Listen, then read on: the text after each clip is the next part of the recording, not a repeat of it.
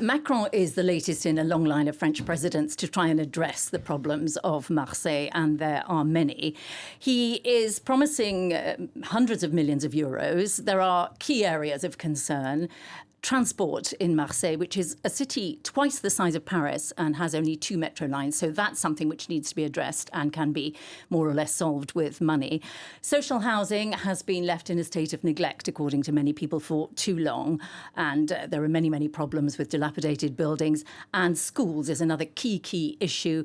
200 of the 472 schools are to have intensive renovation projects. So that should really improve the school situation. There is a nature element to this as well. On Friday, he will be at a conference on nature, which is being hosted in Marseille. Marseille, of course, has beautiful fjords, and there's hope that there will be economic benefits in addressing that problem as well. Yeah, and what about the timing? Why is the president there now?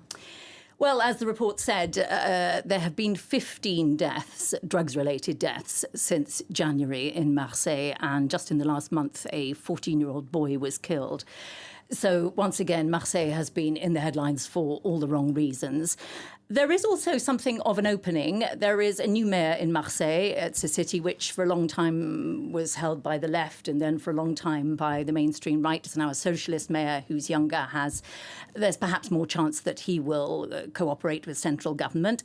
And above all, elections coming in May. Emmanuel Macron is very keen to show that he is on the ground doing stuff, while the other political parties have spent the summer squabbling over who might represent them in the upcoming elections. Do you think his plan is going to work? As I said, he's not the first to try. Marseille has enormous potential. It's the second biggest port in the Mediterranean. It's the 5th biggest port in Europe.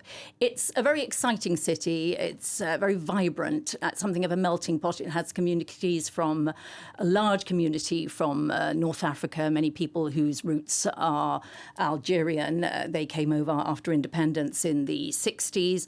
There's a big Armenian community, a lot of Italians historically there, and recently lots of people from the Comoros. So it's got the port, it's got a very, very vibrant community, and the communities get on relatively well. Of course, there are problems, as there are everywhere, but most of the issues could be tackled if drugs could be tackled. But that's historically a very big problem in Marseille. We all remember the film The French Connection. Marseille, because of its position in France at the Mediterranean, has a historic interest for drug dealers. All right, really interesting stuff. Thanks.